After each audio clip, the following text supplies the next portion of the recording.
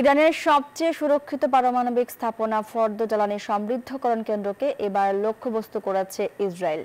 এর আগে নাতাঞ্জ ও ইস্পাহান পারমাণবিক কেন্দ্রে আঘাত হেনেছিল ইসরায়েলি বাহিনী, কিন্তু ফর্দো ভিন্নতর। এটি মাটির প্রায় ৯০ মিটার গভীরে নির্মিত সুরক্ষিত পাহাড়ি কাঠামোর নিচে।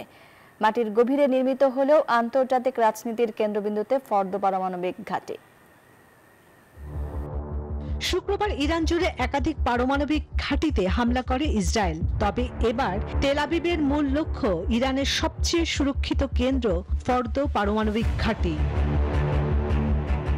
সম্প্রতি স্যাটেলাইট চিত্রে দেখা গেছে পাহাড় কেটে নির্মিত ৫টি সুড়ঙ্গ, পাশে বিশাল কাঠামো আর চারপাশে সুপ্রসারিত নিরাপত্তা প্রাচীর ঘেরা ইরানের ফর্দো জ্বালানি সমৃদ্ধকরণ কেন্দ্র।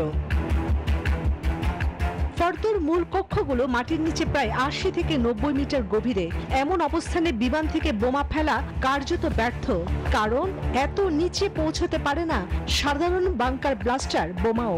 পবিত্র শহর কোমের নিকট এই কেন্দ্রটি অবস্থিত, যার অস্তিত্ব প্রথম জনসমক্ষে আসে ২০০৯ সালে।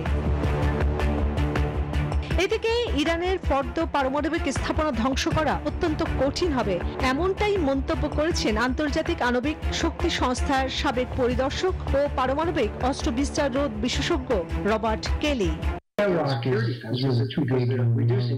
ফর্দো সম্ভবত ইরানের সবচেয়ে সুরক্ষিত পারমাণবিক কেন্দ্র, যা মাটির গভীরে অবস্থিত এবং শক্তিশালী প্রতিরক্ষামূলক কাঠামো দ্বারা বেষ্টিত। এই বৈশিষ্ট্যগুলো এটিকে যে কোনো সম্ভাব্য হামলা থেকে রক্ষা করার জন্য ডিজাইন করা হয়েছে। রবার্ট কেলির এই মন্তব্য বিশ্ব রাজনীতিতে নতুন আলোচনার জন্ম দিয়েছে। ইরান ইসরায়েল টানাপোড়েনের কেন্দ্রে এবার ফর্দো।